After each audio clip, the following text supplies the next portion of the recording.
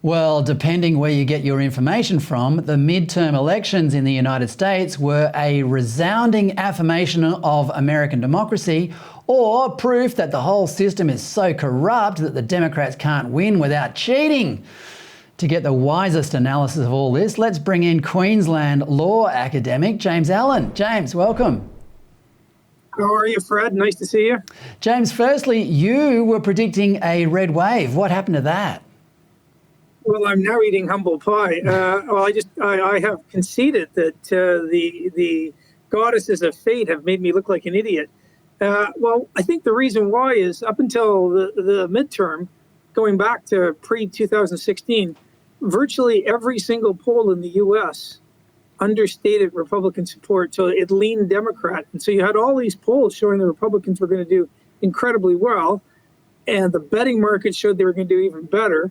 And you remember that all the polls for the last 7 years had understated Republican support, and then it turns out the polls are completely useless. Now, there's a bunch of things going on.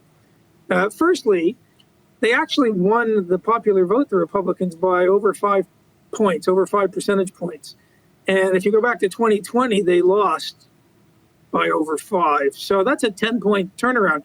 In some ways, that's a red wave. What hasn't happened is it hasn't been translated into any of the key marginal Senate races or even House races. It now looks like the Republicans will squeak by in the House. One of the things that you're talking about is in the U.S., it's 50 states running 50 different election regimes. So they have the same voting system, but how they run the election is up to each state. So Florida, with 22 million people, they had the vote done in 3 hours. Texas had it done almost immediately. New York, which is Democrat, they had it done very quickly. Arizona, Nevada, Pennsylvania, well, Pennsylvania was pretty fast. Arizona, Nevada, California. I mean, it's been a week almost, and they're still going. This makes the third world look good. I mean, India has over 1 billion people, and they can get their counts done in under a day. So, and you have other problems in the U.S. in some of these states. So they're accepting postal votes after the close of polls. They have this thing called ballot curing. I didn't even know what that was. Where you can fix the ballot after you receive these postal ballots. Fix. They've got drop-off postal boxes. Now, each state is different. In New Hampshire, you have to actually attend in person with ID. So again, you can't make a blanket claim about the whole U.S.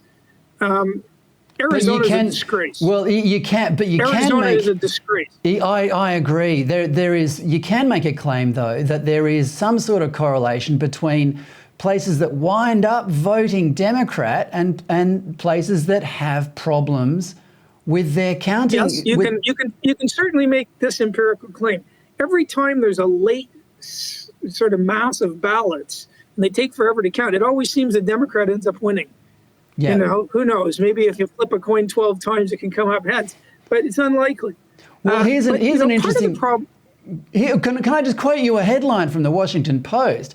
This kind of gives the game away, if you ask me. It says, quote, Arizona precincts with voting problems were not overwhelmingly Republican. So they might have had dodgy counting machines or vote counting processes, but it's okay because they weren't going to vote Republican anyway. Are you reassured by that, James? No, look, in Maricopa County, there were loads of areas with massive Republican majority. So that I'm not even sure that's true.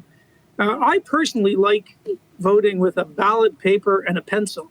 I don't trust these voting machines. They're like black boxes. They don't even go back after the fact and count the handwritten papers you feed into the machines. I mean, maybe people trust big tech, maybe, I don't know, but I would prefer to have a hand piece of paper where there's scrutineers standing over the back. I mean, Britain has 65 million people, and they can get through the counting in one night. These machines break down. Leave aside the sort of bizarre postal voting practices that COVID ushered in. But I have to say, part of the problem is the Republicans. They don't fight to fix it very much. Now, one of the reasons people are a bit worried in Arizona on the left is that Carrie Lake, who's going for governor, has said she is going to, day one, if she gets elected, and it's going to be very close. They're counting the Republican areas now. She's going to declare a state of emergency at the border. and she is going to fix the problems with how they run elections.